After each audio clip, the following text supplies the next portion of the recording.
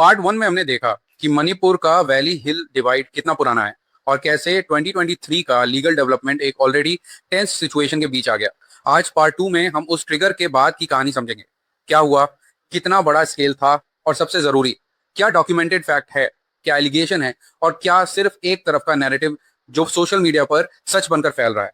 जैसा हमने part one में देखा कि 3 मई 2023 को ट्राइबल सॉलिडारिटी मार्च के आसपास चूरचंदपुर और सराउंडिंग एरियाज में वायलेंस एस्केलेट हुए। उसके बाद जो हुआ वो सिर्फ एक दिन की वायलेंस नहीं थी। अगले महीनों में Manipur effectively ethnically divided zones में बंटने लगा, वैली और हिल्स के बीच चेक पॉइंट्स, बफर जोन्स और आर्म्ड पोजीशंस के साथ। अब नंबर समझते हैं। नवंबर 2024 तक गवर्नमेंट फिगर्स के मुताबिक 258 लोग मारे जा चुके थे और 60,000 से ज्यादा लोग डिस्प्लेस्ड हो चुके हैं।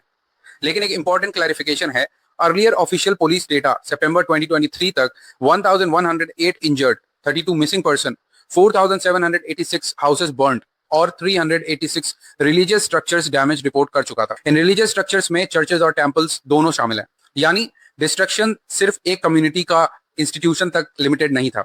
और लेटर इंडिपेंडेंट रिपोर्टिंग ने स्केल और बड़ा एस्टिमेट किया।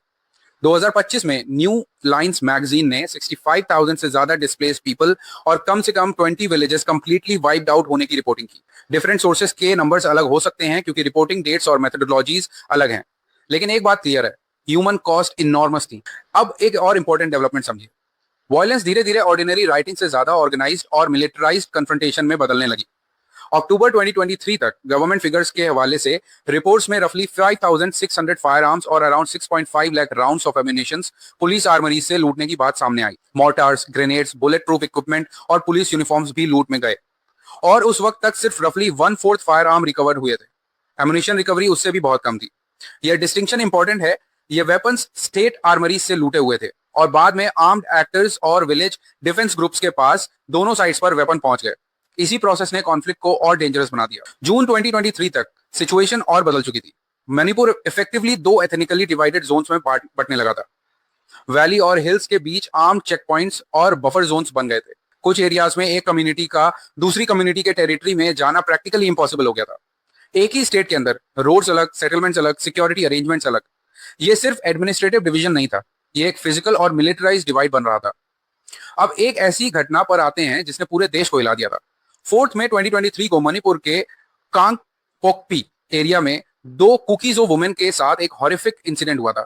इस इंसिडेंट का वीडियो जुलाई 2023 में सोशल मीडिया पर वायरल हुआ। मैं यहाँ वीडियो की ग्राफिक डिटेल्स नहीं दिखाना चाहता क्योंकि इंपॉर्टेंट बात सेंसेशनलिज्म नहीं है, एविडेंस है। यह इंसिडेंट पुलिस इन्वेस्टिगेशन और बाद में सीबीआई चार्जशीट में डॉक्यूमेंट हुआ। सुप्रीम कोर्ट ने केस में इंटरवेंशन किया और इन्वेस्टिगेशन सीबीआई को ट्रांसफर हुई। सीबीआई ने बाद में 6 एक्यूज और 1 जुवेनाइल के खिलाफ चार्जशीट फाइल की। लेकिन एक लीगल डिस्टिंक्शन याद रखिए, चार्जशीट कन्विक्शन नहीं होती है, फाइनल गिल्ट कोर्ट ही डिसाइड करेगी। और यही एक बहुत सीरियस क्वेश्चन उठता है। सुप्रीम कोर्ट ने खुद पूछा कि 4 मई का इंसिडेंट के 14 डेज के बाद 18 मई को 0 एफआईआर क्यों रजिस्टर्ड है, यानी कि 14 दिन तक कोई एफआईआर रजिस्टर्ड नहीं हुई थी। कोर्ट ने पुलिस रिस्पॉन्स को लेकर सीरियस क्वेश्चंस रेज किए। सोचिए, एक हॉरिफिक इंसिडेंट होता है, विक्टिम्स सामने होते हैं, लेकिन एफआईआर प्रोसेस में इतना डिले हो जाता है। ये डिले पुलिस रिस्पॉन्स और अकाउंटेबिलिटी पर सीरियस क्वेश्चंस खड़े करता है और मणिपुर में जस्टिस का क्वेश्चन यहीं से और कॉम्प्लिकेटेड हो जाता है। अब पॉलिटिकल रिस्पॉन्स की बात करते हैं। जुलाई 2023 में वायरल वीडियो सामने आने के बाद प्राइम मिनिस्टर नरेंद्र मोदी ने मणिपुर वायलेंस पर पब्लिकली कमेंट किया। उनका कमेंट रफली 36 सेकंड का था, लेकिन एक इंपॉर्टेंट करेक्शन भी जरूरी है। 2023-24 के दौरान पीएम मोदी का मणिपुर विजिट नहीं हुआ था।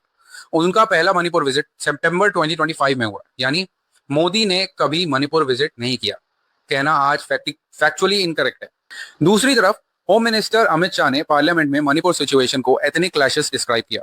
गवर्नमेंट ने कॉन्फ्लिक्ट को एथनिक वायलेंस का फ्रेमवर्क में एक्सप्लेन किया। क्रिटिक्स ने इस टर्मिनोलॉजी को चैलेंज किया और कहा सिचुएशन को सिर्फ क्लैशेस कहना वायलेंस की कॉम्प्लेक्सिटी को एडिक्वेटली कैप्चर नहीं करता है। यहां भी लेबल और फैक्ट्स को अलग अलग रखना जरूरी है। और अब आते हैं मणिपुर कॉन्फ्लिक्ट का सबसे कॉम्प्लिकेटेड पार्ट्स में से एक पर, लैंग्वेज। कॉन्फ्लिक्ट के दौरान दोनों साइड्स के कुछ ऑर्गेनाइजेशंस ने एक्सट्रीमली चार्ज टर्मिनोलॉजी यूज की। For example, Meitei civic society organisation COCOMI ने चिन कुकी नार्को टेररिस्ट के खिलाफ मणिपुर नेशनल वॉर जैसे टर्म्स यूज किए। दूसरी तरफ कुछ कुकी ऑर्गेनाइजेशंस, एक्टिविस्ट और इंटरनेशनल ऑब्जर्वर्स ने सिचुएशन को एथनिक क्लेंजिंग डिस्क्राइब किया। लेकिन यहाँ एक फंडामेंटल डिस्टिंक्शन है। नार्को टेररिज्म एक एलिगेशन और पॉलिटिकल फ्रेमिंग है और एथनिक क्लेंजिंग भी एक कैरेक्टराइजेशन है। इसे हम ब्लैंकेट जुडिशियल फाइंडिंग के रूप में प्रेजेंट नहीं कर सकते हैं। इसीलिए अगर कोई कंटेंट क्रिएटर आपको इन दोनों टर्म्स को अनक्वेश्चनेबल फैक्ट की तरह प्रेजेंट करता है तो रुक जाइए, देखिए कि सोर्स क्या है, एविडेंस क्या है, और क्या वो स्टेटमेंट किसी कोर्ट या इंडिपेंडेंट इन्वेस्टिगेशन ने एस्टैब्लिश किया है। अब इसका पॉलिटिकल कॉन्सिक्वेंस भी देखिए। 2024 लोकसभा इलेक्शन में कांग्रेस ने मणिपुर की दोनों लोकसभा सीट्स जीत ली, बीजेपी दोनों सीट्स हार गई। रॉयटर्स और अदर रिपोर्टिंग्स ने इस रिजल्ट को बीजेपी के क्राइसिस हैंडलिंग के खिलाफ वोटर डिससेटिस्फेक्शन के सिग्नल के रूप में इंटरप्रेट किया। लेकिन इलेक्शन रिजल्ट्स को ऑटोमेटिकली एक सिंगल यूज रेफरेंडम कहना भी सही नहीं होगा। वोटर्स के डिसीजन मल्टीपल फैक्टर से इन्फ्लुएंस होते हैं। हाँ, डेफिनेटली एक ये भी फैक्टर रहा होगा कि ये वायलेंस इतना लंबा चल गया और गवर्नमेंट ने इसे कंट्रोल नहीं किया। और अब एक हाईली कंट्रोवर्शियल डेवलपमेंट, 2025 में कुछ leaked audio recordings supreme court के सामने एविडेंस के रूप में प्रेजेंट की गई। इन रिकॉर्डिंग्स के बेसिस पर former Manipur chief minister N Biren Singh पर वायलेंस को इंसाइट करने के एलिगेशंस लगाए गए। लेकिन यहां भी एलिगेशंस को फैक्ट मत समझिए। लेटर फॉरेंसिक एग्जामिनेशन में नेशनल फॉरेंसिक साइंस लेबोरेटरी ने रिकॉर्डिंग्स को टेम्पर्ड बताया और वॉइस कंपैरिजन के लिए साइंटिफिकली नॉन वायबल कहा। इसीलिए इन रिकॉर्डिंग्स को बीरेन सिंह की गिल्ट का एस्टैब्लिश्ड प्रूफ कहना फैक्चुअली इररिस्पॉन्सिबल होगा। कोर्ट में अलग एलिगेशन प्रूव होना दो अलग चीजें हैं। और अब नंबर से बाहर आते हैं। एक कुकी फैमिली जो अपना घर छोड़कर रिलीफ कैंप में रह रही है और उसके लिए ये पॉलिटिकल डिबेट नहीं, ये सर्वाइवल है। एक मैतेई फैमिली जो अपने घर या जमीन से डिस्प्लेस्ड हो चुकी है, उसके लिए भी ये सिर्फ पॉलिटिक्स नहीं, ये सर्वाइवल है। दोनों कम्युनिटीज के सिविलियंस ने डिस्प्लेसमेंट, फियर, लॉस और अनसर्टेनिटी फेस की। किसी विक्टिम का दर्द इसलिए कम नहीं हो जाता है क्योंकि वो दूसरी कम्युनिटी से बिलोंग करता है, और इसी वजह से फैक्ट्स को वेरीफाई करना और भी इंपॉर्टेंट हो जाता है। तो पार्ट 2 में हमने देखा कि वायलेंस का स्केल कितना बड़ा था, कैसे वेपन्स और आर्म्ड ग्रुप्स ने सिचुएशन को मिलिटराइज किया, और कैसे वैली और हिल्स के बीच फिजिकल सेपरेशन बढ़ी। May 4th का डॉक्यूमेंटेड सेक्सुअल वायलेंस केस कैसे नेशनल अटेंशन में आ गया, और कैसे डिफरेंट नैरेटिव्स ने कॉन्फ्लिक्ट को और भी कॉम्प्लिकेटेड बना दिया। लेकिन सबसे इंपॉर्टेंट लेसन ये है कि डॉक्यूमेंटेड फैक्ट, एलिगेशंस और पॉलिटिकल नैरेटिव तीनों अलग चीजें हैं, और अगर हम इन तीनों को मिक्स कर देंगे तो हम मणिपुर को समझने के बजाय सिर्फ अपना फेवरेट नैरेटिव चूज करेंगे। पार्ट 3 में हम प्रेजेंट कर पाएंगे कि 2026 में मणिपुर की ग्राउंड सिचुएशन क्या है, डिस्प्लेस्ड पीपल का क्या हुआ, जस्टिस और प्रोसिक्यूशन कहां तक पहुंची, पॉलिटिकल सिचुएशन क्या है, और सबसे इंपॉर्टेंट, क्या मैतेई और कुकीज और कम्युनिटीज के बीच रियलिस्टिक पीस पॉसिबल है, या मणिपुर परमानेंटली डिवाइड रहने वाला है। उसका जवाब पार्ट 3 में। अगर ये वीडियो आपको यूजफुल लगी तो चैनल को सब्सक्राइब कीजिए ताकि पार्ट 3 मिस ना हो। मैं हूं अमन और ये है द फैक्ट ऑफ ऑल। अपना ओपिनियन खुद बनाइए, किसी और के ओपिनियन से नहीं।